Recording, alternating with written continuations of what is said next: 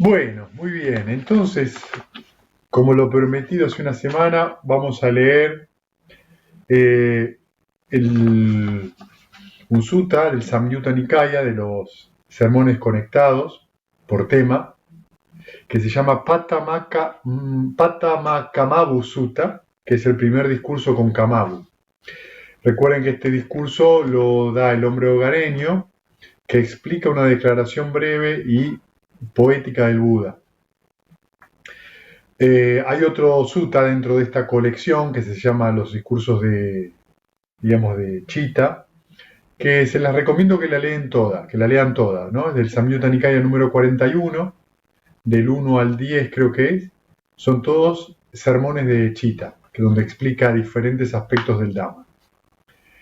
Esta traducción del Pali al inglés es de Bhikkhu Bodhi, y del inglés al castellano la traducción es de Anton Baron, y la edición de Federico Angulo y Anton Baron también, ¿sí? Bueno, como siempre por ahí algunas palabras yo las cambio, les doy otra vuelta. Es un sutta muy corto, y como todo sutta corto, suele ser una pequeña bombita, ¿sí? Donde se puede sacar muchas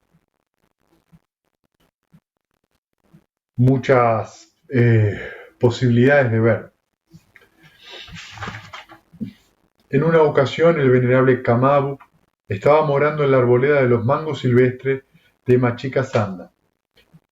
Entonces el hombre hogareño Chita se acercó al venerable Kamabu, le rindió homenaje y se sentó a un lado.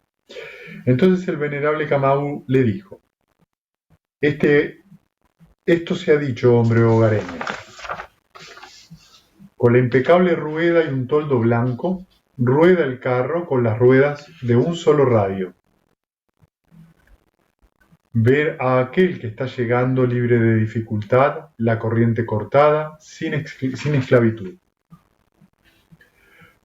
¿Cómo debería, hombre hogareño, entenderse en detalle el significado de esta declaración hecha brevemente? ¿Ha sido esto declarado por el bienaventurado venerable señor? Sí, hombre hogareño. Entonces espéreme un momento, venerable señor, voy a considerar su significado. ¿Sí? Entonces, fíjense que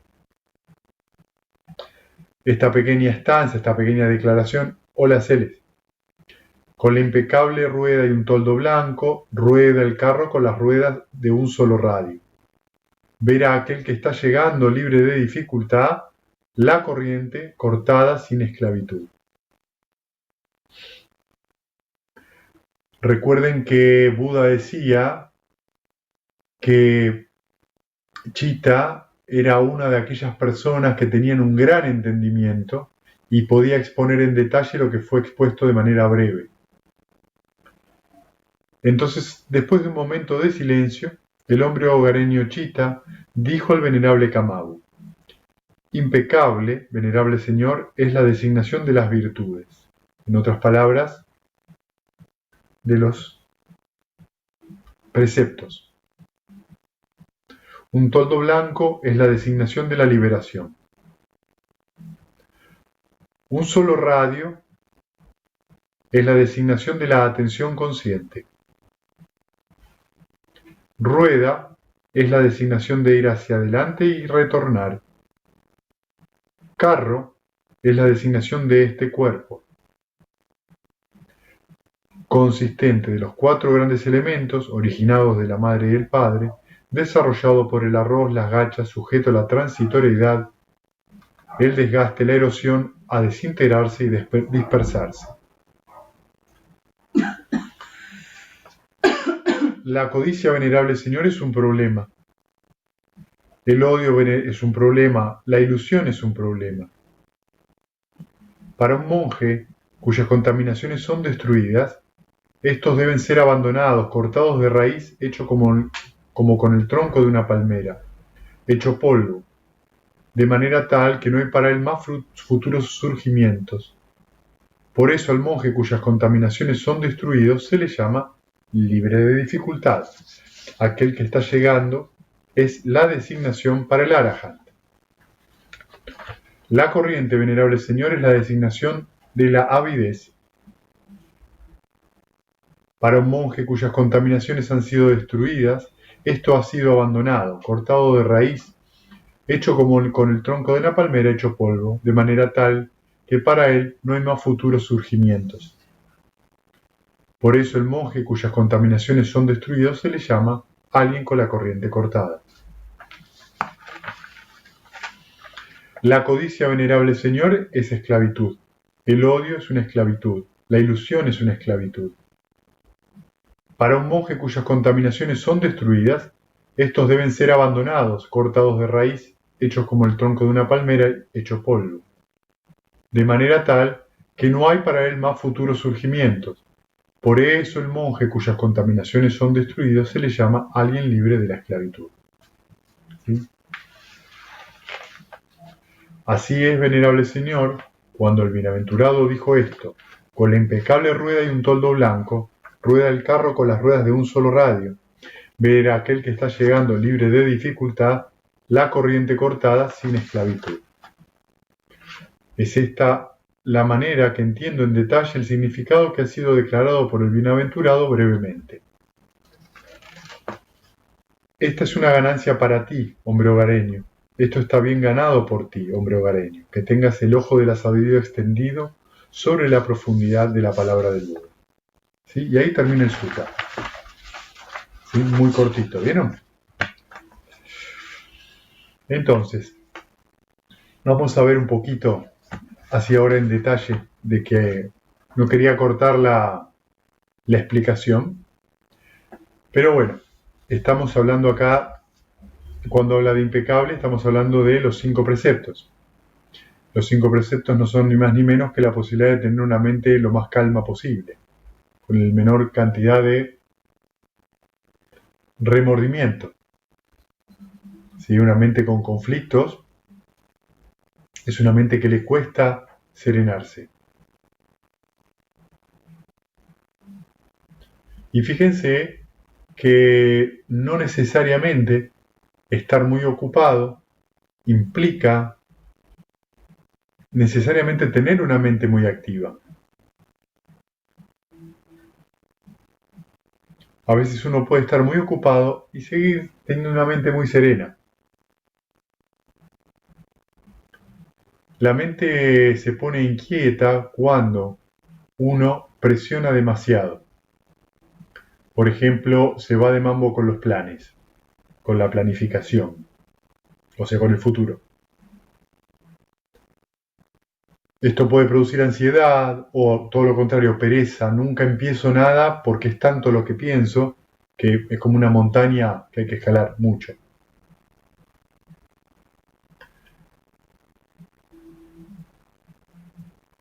Entonces,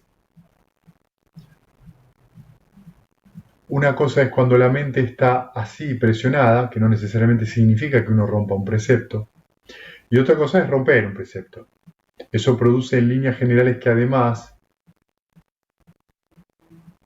cuando surge el pensamiento, la distracción, tanto en la meditación como en la vida cotidiana, lo que sucede es que ese pensamiento suele estar cargado de emoción.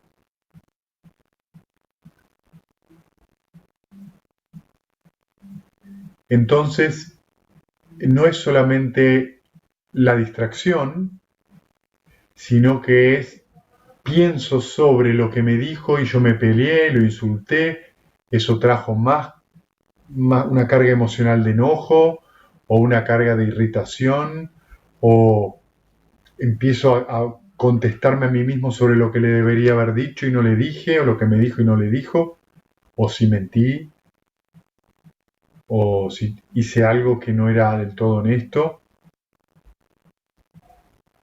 Entonces eso trae conflicto, y ese conflicto no está dado únicamente por un pensamiento o por una actividad, sino por algo que la mente sabe que no está bien. Viene en un sentido más profundo, ¿sí? No estoy hablando socialmente bien. El toldo blanco es la designación de la liberación. Un solo radio es la designación de la atención consciente, ¿sí? Entonces fíjense que es una rueda de un solo radio, o sea, la atención está amablemente sobre el objeto de meditación, orientada en una dirección. No sé si lamentablemente o afortunadamente no podemos tener la atención dividida en dos. Si nuestra atención estuviera dividida en dos, creo que ya hubiéramos desaparecido hace rato.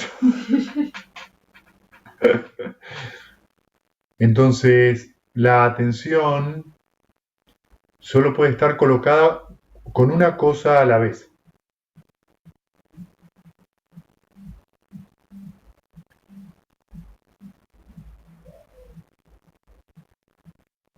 El contacto es una de las causas de la atención.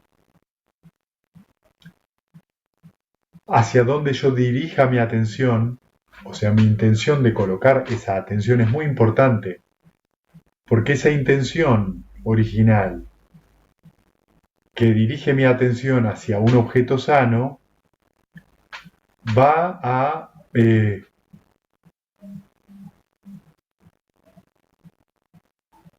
hacerme vivenciar mi presente,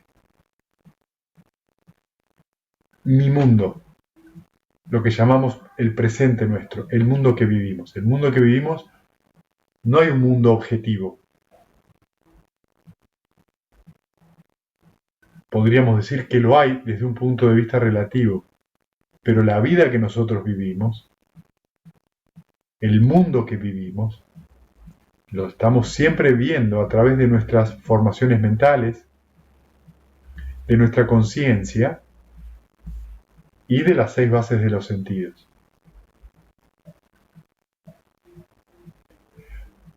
Esto tiene una implicancia muy profunda, muy profunda. Les voy a contar algo que estuve pensando estos días. ¿Qué es lo que produce esto? Esto produce que no veamos las cosas tal cual son. Tathagata significa el así venido o el así ido. Es el que ve la realidad tal como es. Un arahant es una persona que ve la realidad tal cual es. ¿Pero qué significa esto? Es una mente que no está contaminada o teñida de esas formaciones mentales y de ese proceso de conciencia. Ve directamente. ¿Qué ejemplo podemos dar concreto? ¿Vieron cuando uno ve a una persona que conoce hace mucho tiempo? En realidad uno no ve a la persona. Uno lo que ve es, esta persona es así, así, así, así. Entonces, esta persona es pasional, esta persona es irascible, esta persona es dulce, esta persona es... Pero todos estos conceptos provienen de estas formaciones mentales. En concreto no vemos a la persona, solo estamos viendo nuestra opinión de la persona. Un arahant no ve a la persona, ¿qué es lo que ve? Sucesos, acciones, que nunca son iguales, aunque parezcan iguales. ¿Por qué nunca son iguales? Porque las condiciones nunca son las mismas. Y los resultados son siempre diferentes. Esto hace que, ayer lo hablamos con Violeta y con Maru acá en la meditación presencial,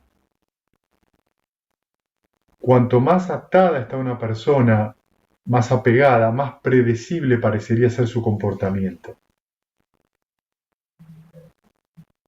Pero acá hay una pequeña trampa porque uno también predice el comportamiento del otro. ¿Qué significa eso?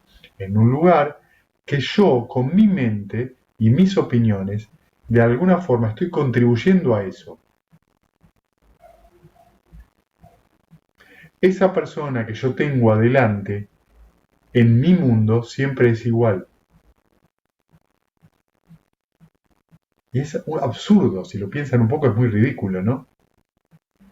Pero eso es lo que hacemos nosotros con la gente querida. Vos siempre haces lo mismo.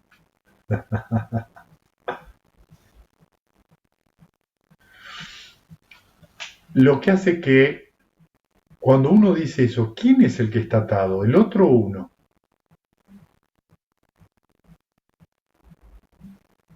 ¿Quién está atado a una visión repetida?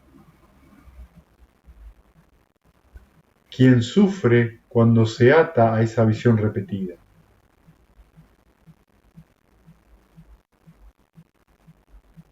Entonces, ¿por qué viene esta ilusión? Esta ilusión viene porque estamos pensando en una persona. Les voy a dar un ejemplo. Una persona tiene la costumbre o el hábito de llegar tarde. A lo largo de los años hemos conversado con esa persona y llega tarde porque se prepara tarde para salir. Pero en algún momento llegó tarde porque, por ejemplo, tuvo un accidente. Salió con tiempo ese día, pero tuvo un accidente y llegó tarde. A nuestros ojos, no importa la razón, siempre llega tarde. Pero las condiciones son diferentes. Nosotros no tendemos a ver las condiciones de la situación, tendemos rápidamente a juzgar y a dar nuestra opinión como algo cierto. Pero no es verdad. Uno de los ejercicios más difíciles para hacer es tener la paciencia con uno mismo y con el otro de observar ese comportamiento que yo noto que es repetido. ¿Siempre tiene de verdad la misma condición? Y si ustedes tienen paciencia van a poder ver ciertas condiciones que producen ese comportamiento y no siempre son las mismas.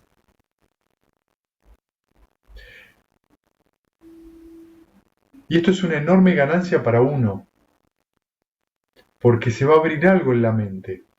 La mente no puede volver a apretar, a hacer un juicio duro sobre el otro. Va a abrirse y lo que se va a notar es que siempre es distinto.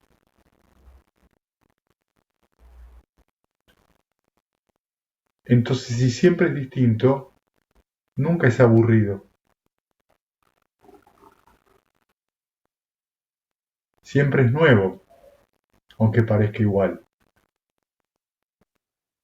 Fede, pero también eso produce el desencanto.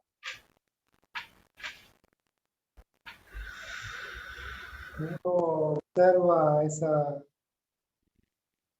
esas condiciones, produce un desencanto porque es como en algún punto ver siempre lo mismo. Y ahí es donde uno empieza como a salir de ese lugar y a mirarlo desde otro punto de vista, si quiere.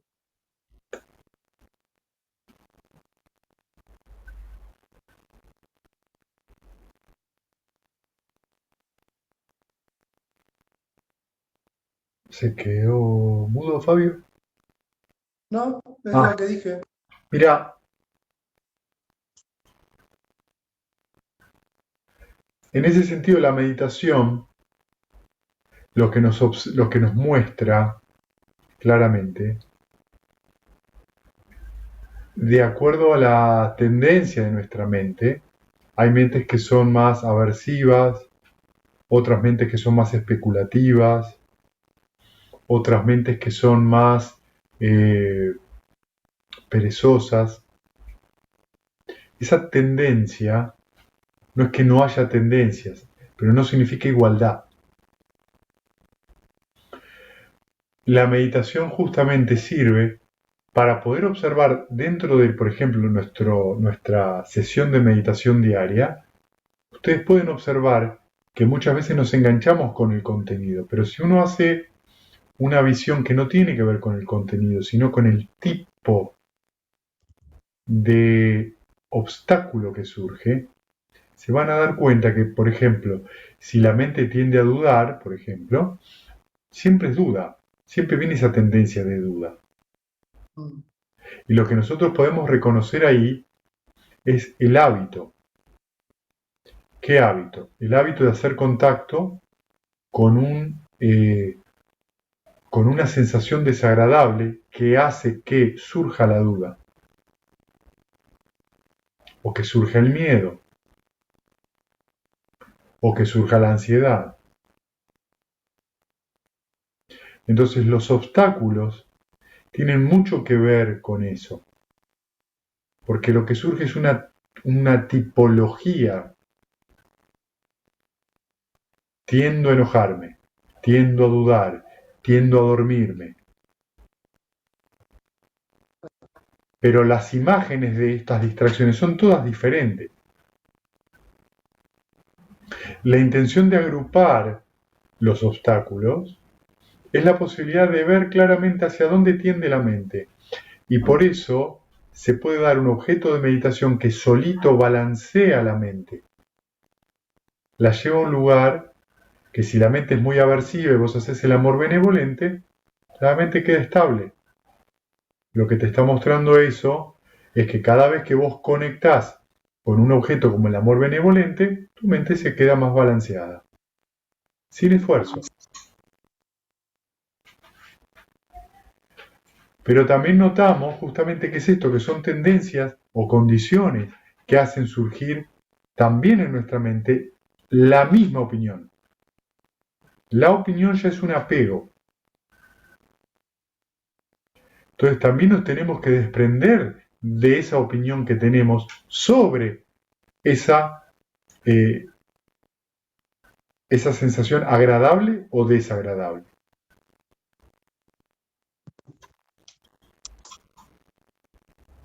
Entonces es un trabajo bastante fino, ¿vieron? Porque en general nosotros consideramos que nuestras opiniones son verdades. De ahí esto de yo tenía razón, pero te lo dicen llorando. Y entonces, ¿qué significa eso? Ahí hay una lucha entre en la mente que razona y la mente que siente. ¿Es la razón el objetivo de la práctica? ¿Es el sentir el objetivo de la práctica? No. Las dos cosas son necesarias. El asunto es aprender a observar que estas dos cosas no entren en conflicto, porque entran en conflicto cuando hay una identificación. Mi opinión está en contra del mundo. Yo soy muy pacífico, odio la guerra.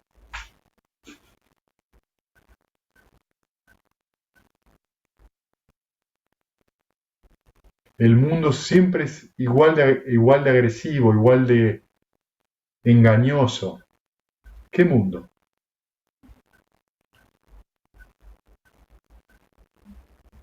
¿Qué da esto? ¿Qué da el cultivo de esto? Carro es la designación de este cuerpo, ¿sí? Entonces, el carro es la forma material. Entonces, fíjense que ahora dice, la codicia es un problema, el odio es un problema, la ilusión es un problema. No estoy muy seguro que la traducción sea problema, no me puedo acordar cuál es la palabra en inglés, pero en otro sutta, que está dentro de este mismo capítulo, dice, la codicia es un objeto o un concepto. El odio es un concepto, la ilusión es un concepto.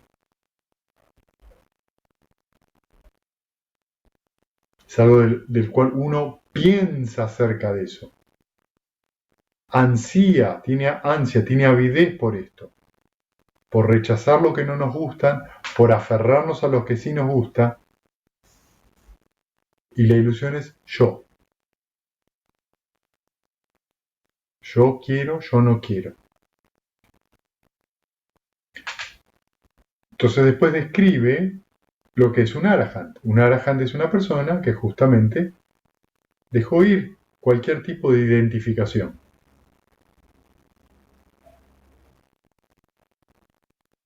Cuando ustedes practican las 6 R's, cuando ustedes reconocen la dificultad, la distracción, la sueltan y relajan, en ese mismo momento en que relajan se produce un alivio que tiene que ver que en ese instante la mente está libre.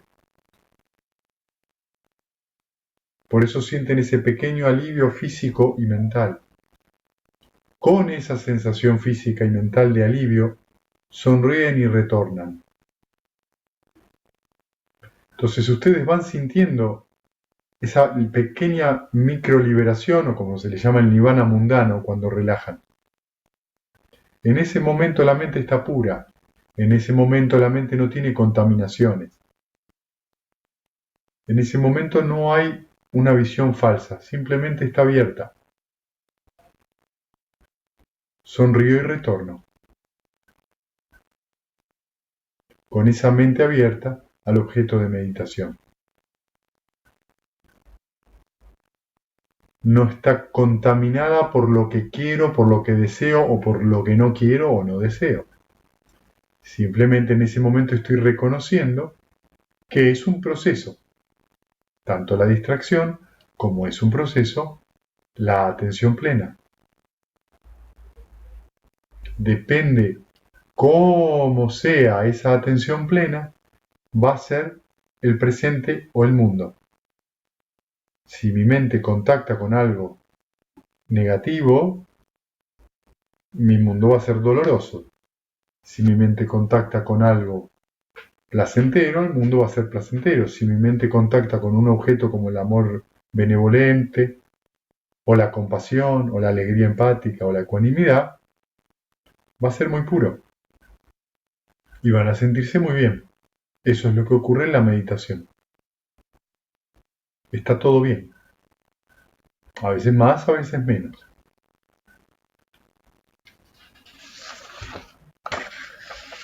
La corriente, en este caso, vieron que dice la corriente cortada sin esclavitud. Es la designación de la avidez. Para lo que quiere acá justamente decir con esto, es que la avidez es como un flujo, algo que no cesa. ¿Es fuerte? No, la avidez no es fuerte, pero es una gotita siempre. Siempre hay algo más. Muy bien, soy campeón del mundo este año. ¿Y el año que viene? Muy bien, me recibí de abogado. Muy bien, ahora hay que trabajar. ¿Sí? Cada logro abre la puerta a otra cosa. ¿Qué es eso? Avidez. Entonces vamos viendo que nunca cesa eso, excepto en el Arahant, donde eso ya está cortado, como dice acá, de raíz, abandonado, y las contaminaciones están destruidas. Ya ve claramente cómo es la realidad. Deja de estar apegado a la idea de persona, deja de estar apegado a los 5 agregados.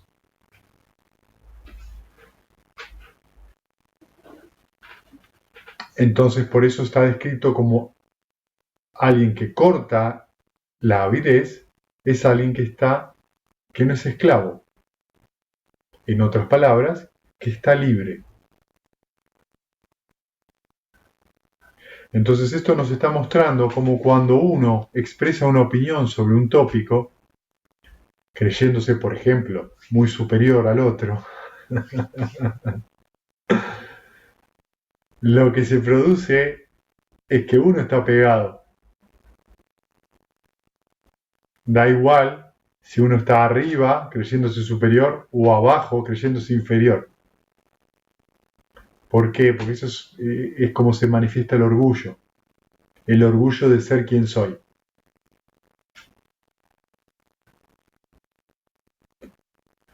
A medida que uno va practicando, esto se va haciendo por momentos muy suave o más suave. Y cuando uno va teniendo diferente entrada de la corriente o el que retorna una sola vez, todo eso se va haciendo cada vez más suave y más suave y más suave. Está menos agarrado o apegado porque vio otra cosa, vivenció otra cosa. Pero no deja de ser un desafío.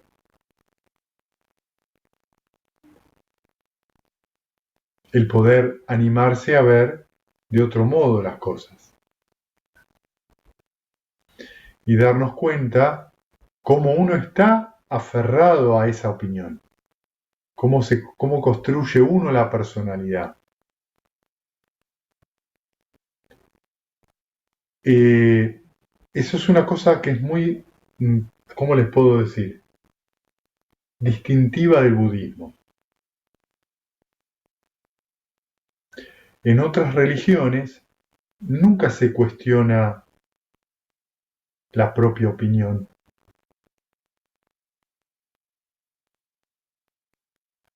Pero acá se cuestiona la propia opinión, inclusive la opinión que uno tiene sobre la enseñanza, sobre el Dhamma.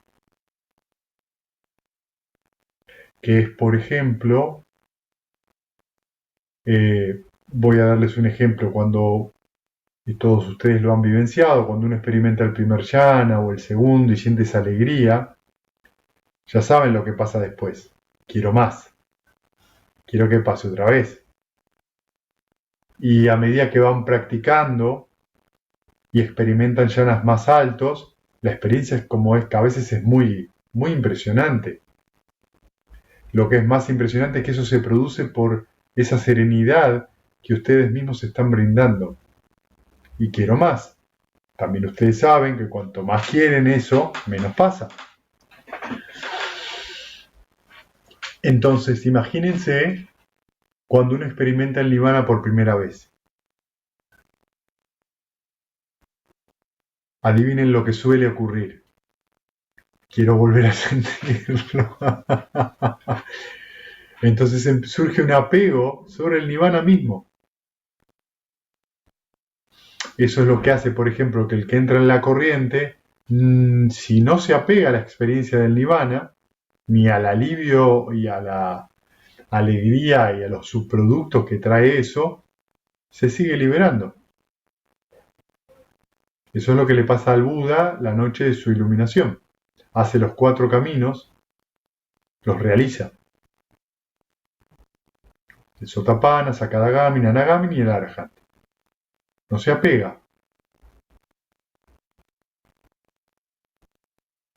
O sea que inclusive cuando uno experimenta, tiene esas experiencias, uno se apega a eso.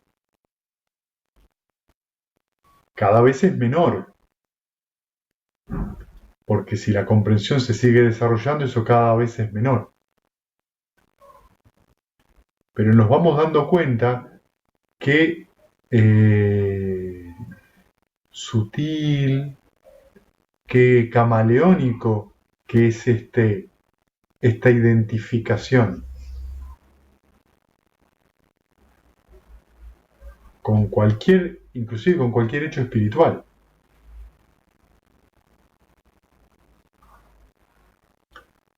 Lo que nos plantea una mente muy abierta, y ahí donde viene el hermoso título del libro del maestro Roshi Suzuki, Mente Zen, mente de principiante. ¿Por qué mente de principiante? Porque nunca es igual. Nunca. Es la soberbia intelectual la que dice, sí, yo ya sé. Ajá, ajá. ¿Qué sabes? Y ahí nos quedamos enganchados. Ahí dejamos de ver la realidad. Empezamos a ver a través de nuestro yo sé.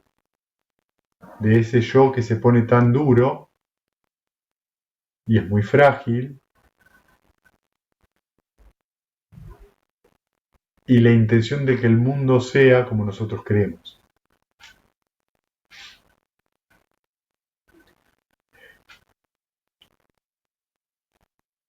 Digo esto y me trajo esta reflexión, este sutta, de justamente, en vez de verlo en relación a los demás, ver en relación cómo la mente de uno, cuando profesa una opinión y se apega a una opinión, muchas veces, sufre. Menotti o Bilardo, radicales peronistas, blanco-negro, hombre-mujer, no importa qué situación pongamos. El asunto es cuánta energía, cuánto sufrimiento nos demanda sostener una identificación. Piensen en sus discusiones más fuertes y más duras con sus seres queridos. Y eso se van a dar cuenta del gasto de energía por el mero hecho de identificarse con un pensamiento.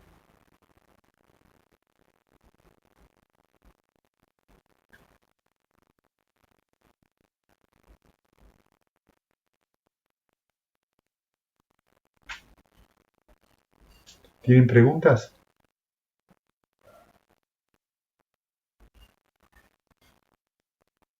¿Comentarios? Yo tengo una pregunta que va acorde con el tema. En el libro, viste, que te comenté, Sí. este hombre habla del deseo. Bueno, me llevó a leer dos suttas, creo que es el 84 y el 140. Ajá. Y él expone como que el deseo es como el deseo de la vida. Me llevó mucho como esta cosa más que nada primordial y biológica de querer estar vivos primero, y que en la medida que uno va transitando la práctica, lo que se abandona es ese deseo. La pregunta que yo te voy a hacer es por ahí un poco más intelectual que de práctica. Si esa evolución del deseo sí o sí no termina en el nirvana, no importa los ciclos que lleve de renacimiento. ¿Se entiende la pregunta? Sí, se entiende. Realmente a partir de los miles de millones de kalpas y de aprendizajes, finalmente no nos lleva, porque él también en un momento habla de el estado de la mente en el momento en que uno muere, ¿no? Que se terminan las condiciones, depende del estado de la mente, es como va a ser el renacimiento, ¿no? Entonces, que de hecho es el proceso que enseña el Buda, porque Eh, trabajar en el estado de la mente, sí, uno sí, empieza con el sufrimiento, finalmente. sí. Bueno, para esa, básicamente es intelectual, No, entiendo. no, está bien. Mirá, voy a empezar de atrás para adelante. Sí, En teoría, eh, el momento final de la muerte mental, antes de que resurja luego en otra existencia, en otro tipo de formación, más sutil, menos sutil, lo que fuera, las condiciones del karma son complejas y difíciles de ver. No necesariamente por tener una mente pura en el final de la muerte va a implicar que tu renacimiento va a ser, vamos a decir, en un mundo de los devas. Porque puede ser que actúe otra cosa instante después y te lleve a un renacimiento poco feliz. El karma es una cosa muy compleja, muy compleja. Digamos, ¿cuál es la diferencia entre un Buda y un Arahant? La primera es que el Buda alcanza la budeidad por sí mismo. En ese sentido, no tiene un maestro que lo guía al redescubrimiento del origen dependiente de las cuatro nobles verdades. Lo descubre, lo redescubre por sí mismo. Los Arahant son enseñados. ahí te voy a hacer otra pregunta en el medio. Los Arahant son enseñados por un Buda. Otra de las cosas es que un Buda es capaz de ver en cualquier persona todo su karma anterior e inclusive puede llegar a ver su karma futuro. Está tan desarrollada su mente debido a la cantidad de entrenamiento que hizo a lo largo de infinidades de Mahakalpas, que tiene esa capacidad. Un Arahant puede no tener esa cantidad de visión. A tu primera pregunta, ahí hay una cosa que se ha hecho mucho hincapié en el siglo XX y XXI, también debido a ciertas corrientes o tradiciones espirituales más modernas que tomaron cosas del brahmanismo que hablan de la evolución. Entonces dicen que una persona, a medida que pasa el tiempo, cada vez va a ser más evolucionada. Y en definitiva, todo lo que le pasa lo va a terminar llevando a una evolución tan alta que podríamos llamarle nirvana. En el budismo eso no es así. Por lo menos no está descrito en ningún lugar que es así. En otras palabras, uno puede llegar a vivir incontables miles de eones en la última esfera de la existencia, que corresponde a la de ni percepción ni no percepción, y vivir incontables. Y sin embargo, en algún momento su karma le produce renacer en un infierno. O sea, con esto lo que te quiero decir es que el karma no es lineal, que responde a un montón de condiciones y que uno puede estar dando vueltas en el samsara sin tiempo. Acá es donde viene la reflexión que hace el Buda y que le recomienda a Ananda: mediten, es el momento. Si tienen contacto con el Dhamma, mediten y estudien.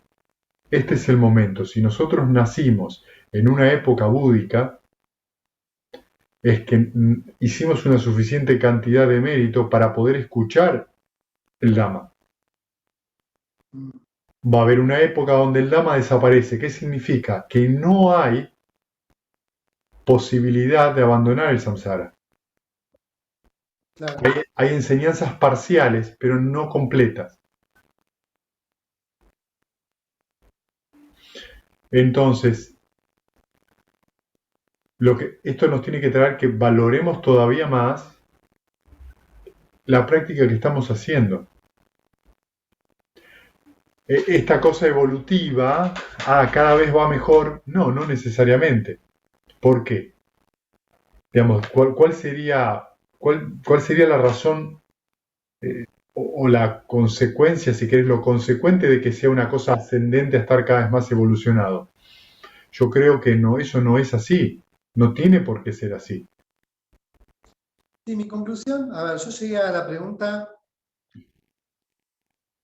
más que nada por ahí, por la práctica de la medicina china, ¿viste? Sí, Cuando uno llega al punto máximo de yang, empieza el yin. sí, Entonces, mi simple lógica era, bueno, en algún punto uno avanza, entre comillas, sí, es lo que vos decís, una mentalidad progresiva, ¿no? claro. Por eso llegué a esa conclusión. Claro, porque es Ahí dualista, la ¿entendés? pregunta, Porque es dualista. Sí, es verdad, en algún momento cuando el tanque se llena, se empieza a vaciar, porque se claro, sobrepasa. Estamos de acuerdo, pero dentro del samsara siempre son esas las reglas. Las reglas son fáciles. Placer, dolor. Hay momentos donde el placer, realmente me llamó mucho esto, la frase esta de el deseo de la vida, ¿no? Como lo que refiere con eso es, un plano muy, muy material y biológico, que es lo sí, que nos está anclando si al vos samsara. vas, Esa idea me llamó mucho la atención. si vos vas más profundo, olvídate de los seres vivos. ¿Qué está haciendo el universo ahora, según la ciencia? Se está expandiendo. ¿Por qué se expande? Porque tiene avidez. La avidez es una condición del samsara. ¿Qué es eso? Movimiento.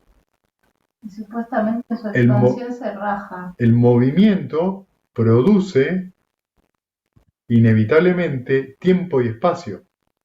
O el tiempo y espacio produce movimiento, como más te guste definirlo, pero ese movimiento lo que trae justamente es eso, que en algún momento Se contraiga. contrae.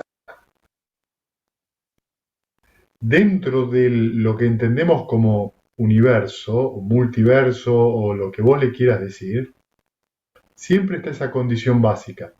La avidez como la conciencia.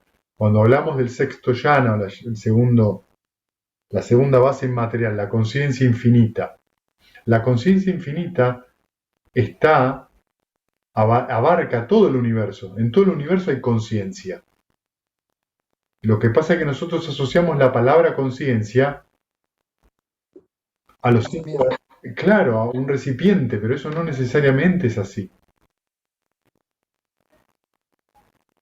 ¿Sí? Las estrellas se mueven, los planetas se mueven. ¿Por qué se mueven? Porque hay una fuerza magnética, absolutamente. ¿Qué es una fuerza magnética? Movimiento. ¿Y por qué se mueve así? Y porque es un sistema que tiene sus reglas. La energía es avidez. Pero, perdón, ¿puedo hacer una pregunta? Sí. Porque Fabio ahí, o en el texto, lo relacionaba como con un cuerpo físico y en realidad vos estás hablando de la avidez como una sed de existencia, haya cuerpo físico o no haya cuerpo Claro, físico. la traducción de vida viene de baba. Claro. Baba es devenir, existencia, que nosotros lo traducimos en general como tendencia emocional habitual. Porque es más fácil para comprender. Claro. Lo que se está diciendo con esto es, cuando se habla de vida, es la visión personal. Yo soy esto. Bien. Esa es una visión falsa, que sustantiva yo soy esto, una acción que ya no está más, ya no existe más, ya pasó.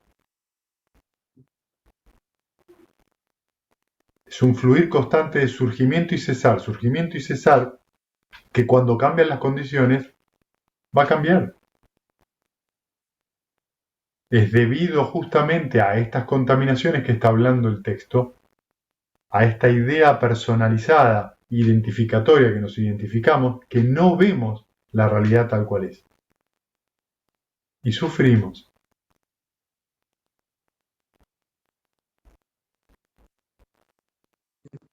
¿Se entendió? Más o menos. Yo lo entendí, sí, sí. Bien. Gracias, Fede. ¿Alguna otra pregunta?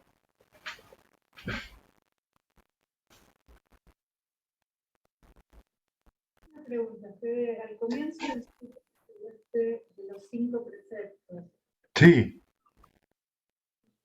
yo tenía entendido que los preceptos eran 6. ¿Al último no se lo considera precepto? No, lo que pasa es que los preceptos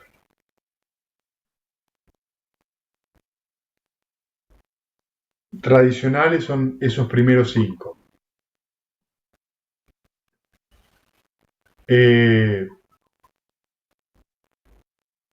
Ese sexto precepto, te lo tengo que confirmar, me parece que es un precepto que tiene más que ver con nuestro tipo de práctica. Sí. Sí.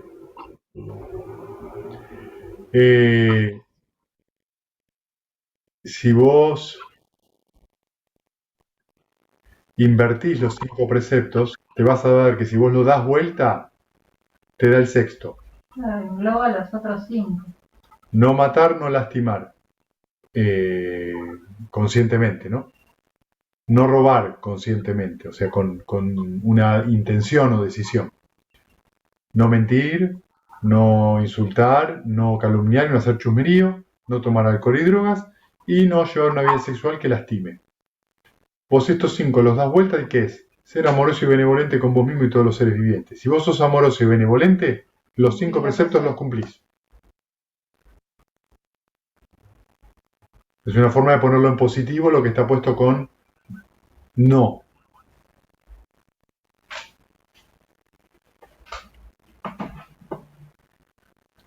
¿Sí?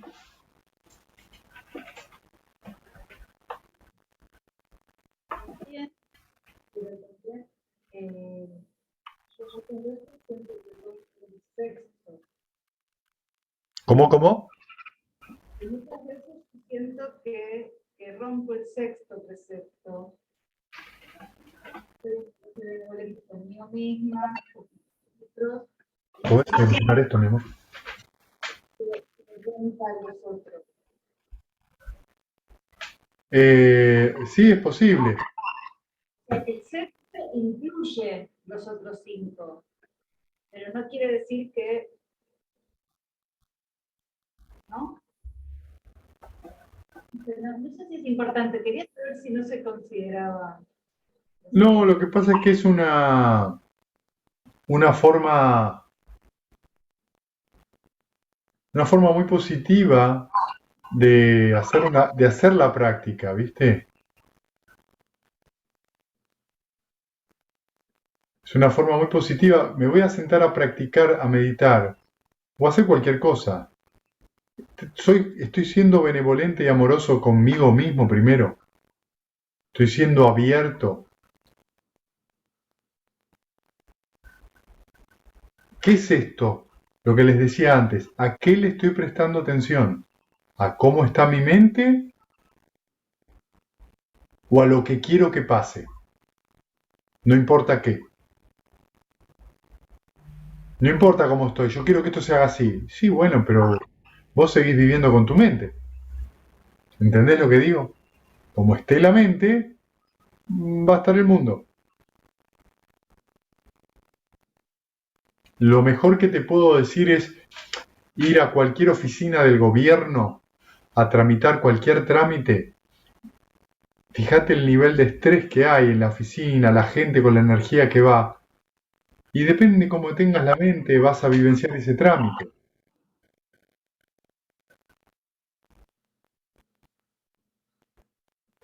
Donde la frustración está a la orden del día.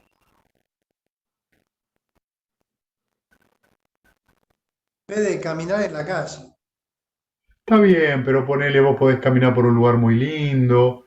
Yo digo, cuando uno tiene por ahí que hacer una tarea que es inevitable, uno la tiene que hacer igual y sabe de antemano que no es una tarea agradable. Digo esto que depende de muchas cosas y puede salir para cualquier lado la pelota.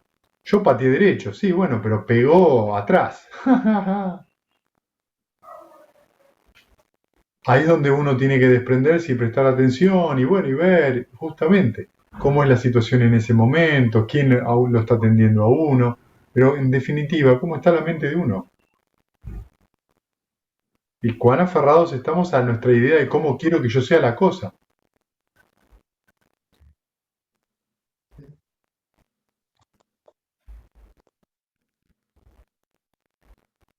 Es muy concreto esto, ¿eh? Es muy concreto. Solamente que nosotros consideramos que lo de la mente es una tarea para más adelante. No, no, ahora.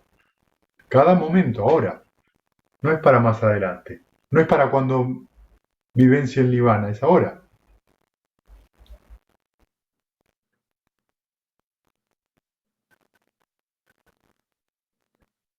Ahora tengo que ser amoroso y benevolente. Ahora tengo que ser gentil.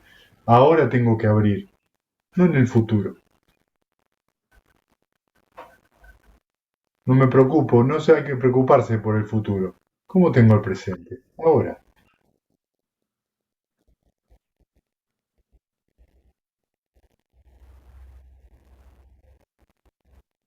¿Está bien?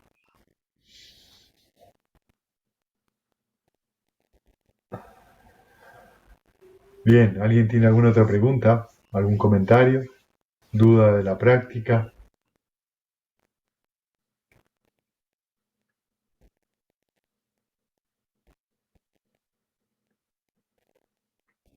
cuando vos decías antes que no deja de ser un desafío, creo que más que uno haya entrado en la corriente, decías, no deja de ser un desafío y creo que te referías a- a no ver a las personas sino las condiciones, ¿no? Creo que decías, ¿te referías a eso? Claro, cuando en los suttas se habla de un seka es de aquel que entra en la corriente hasta el arahant sin fruto, o sea, alguien que está en proceso de entrenamiento.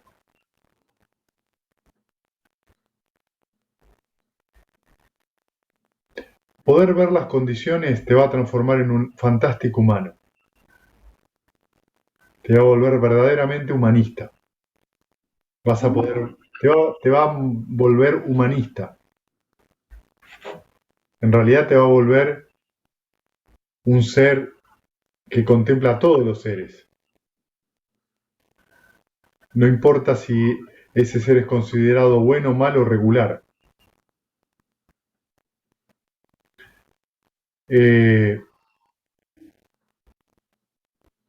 Cuando uno observa las condiciones es cuando uno está mucho más cerca de una forma muy amorosa de la otra persona. Porque a veces inclusive entiende más lo que le pasa al otro que ese otro. Tiene que ver con la compasión, ¿no? ¿Tiene que ver qué?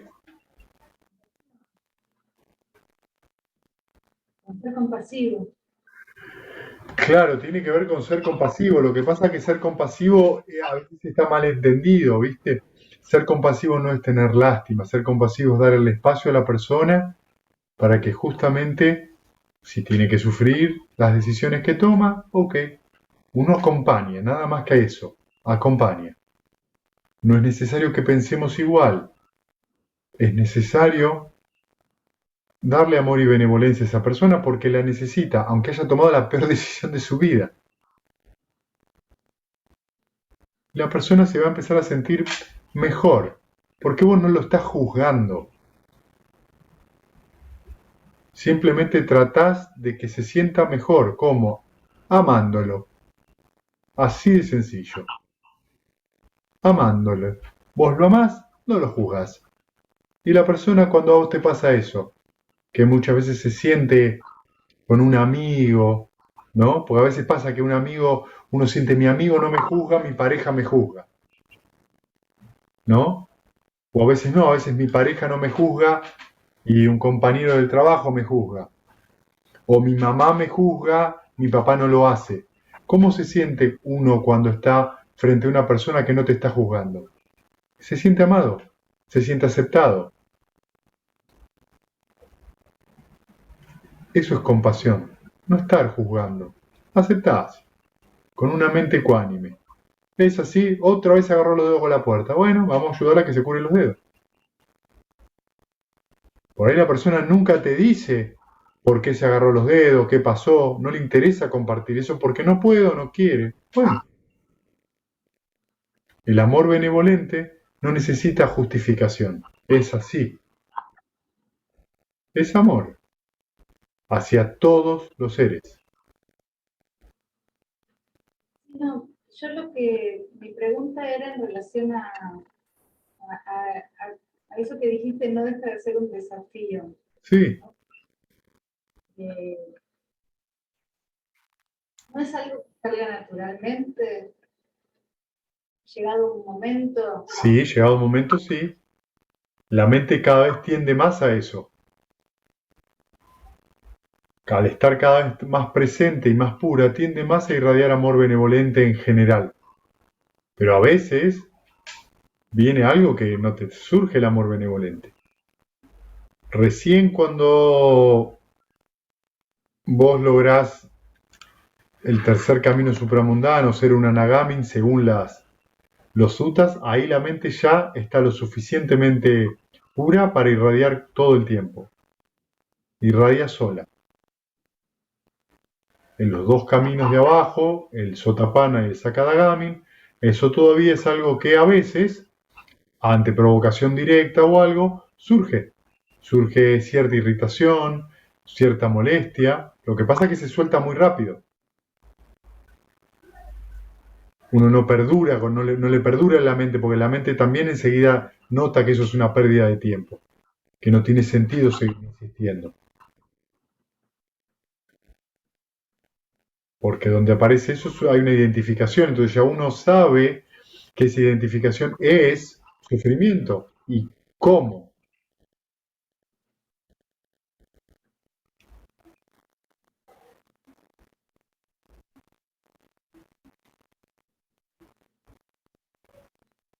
¿Te contesté?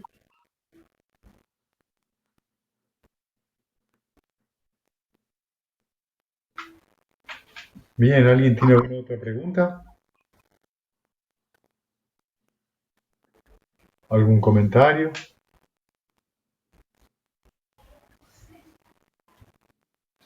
Bueno, mientras piensan, bueno, el domingo nos vemos en la jornada, por lo menos con algunos. Ahí vamos a leer un sutta muy interesante sobre el karma,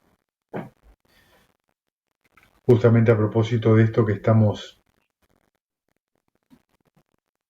hablando, sobre lo complejo que es.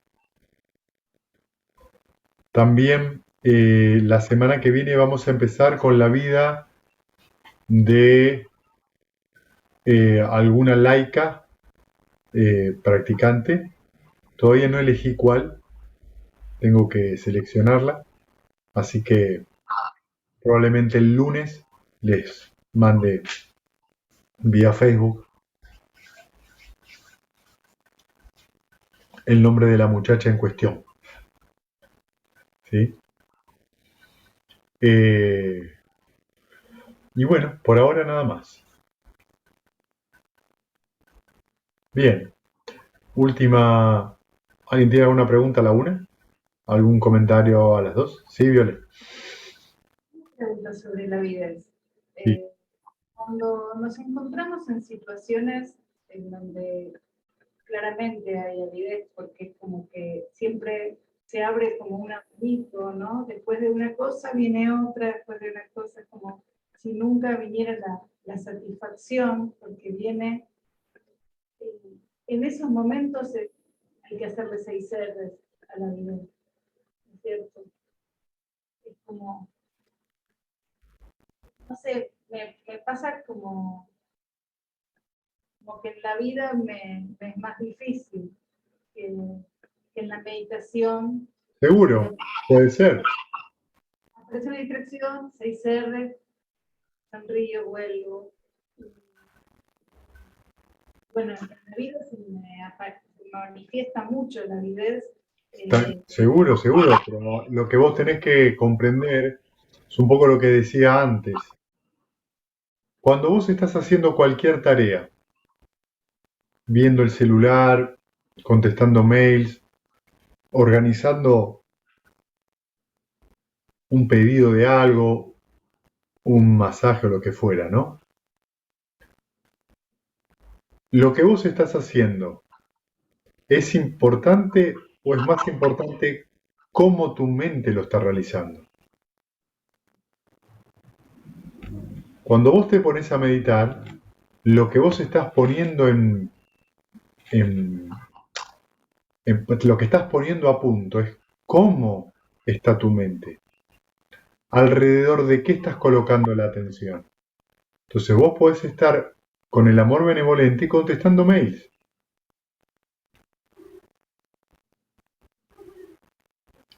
Pero estamos muy absorbidos por un hábito. No hay que resolver esto, hay que resolverlo. No, no hay que resolverlo. ¿Por qué te apurás? No, no, no. Con esa misma mente abierta puedo hacer todo el trabajo del día. Cada vez que me salgo y me surge una distracción, que es ansiedad, que es duda, que es temor, que es lo que fuera, 6 R's y retorno a ese amor benevolente y continúo mi tarea con esa mente.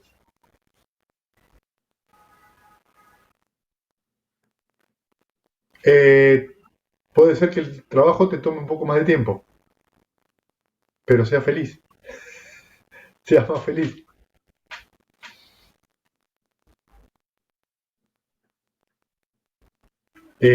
Es muy loco porque lo que les contaba de las oficinas hoy de un gobierno, que hay que hacer el trámite rápido, rápido, rápido, rápido, rápido, están todos corriendo porque hay cientos de personas por minuto, la gente está toda con mala cara y los que trabajan también. O sea, están tratando de ser eficientes, primero no lo terminan siendo, porque nadie sale satisfecho, entre comillas. Segundo, vivir en un infierno 8 o 10 horas al día.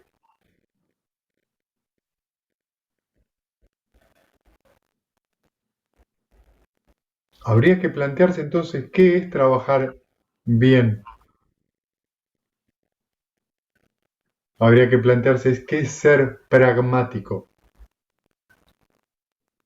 A mí me causa mucha gracia cuando la gente dice, no, no, no, pero hay que ser pragmático, todo eso de la mente. Bueno, si vos vivís sin mente, allá vos. Yo encantado si vos me decís cómo hacer para vivir sin tu mente. Yo no tengo problema con tu teoría. El problema es que tu mente vive hasta cuando dormís. No, no, no, pero yo, no, eso es una idea, una fantasía, pero la mente la tenés todo el tiempo. Y resulta que la mente está todo el tiempo loca. ¿Y cómo es tu mundo? Hay una locura. Y bueno, hacete cargo. ¿Quién es pragmático y quién es el delirante? Cuando alguien me dice eso, digo, está loco. O está loca. La mente es lo que precede a todo.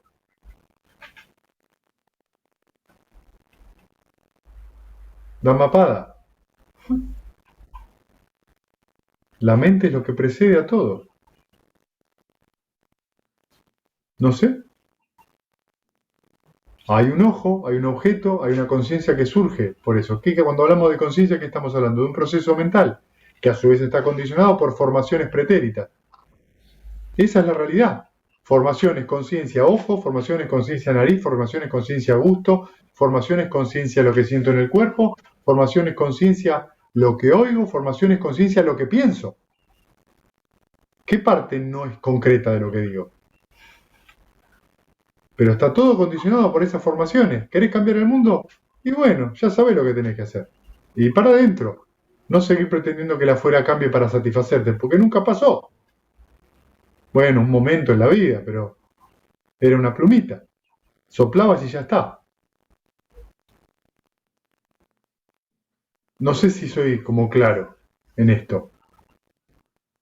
Pero nos arrastra, ¿eh? El afuera nos arrastra.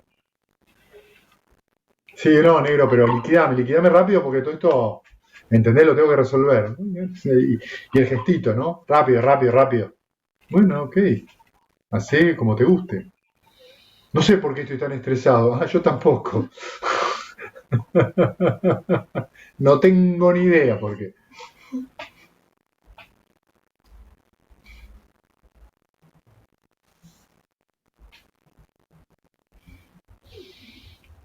Bien. ¿Alguna pregunta más? ¿Comentario? Comentario, pregunta la una.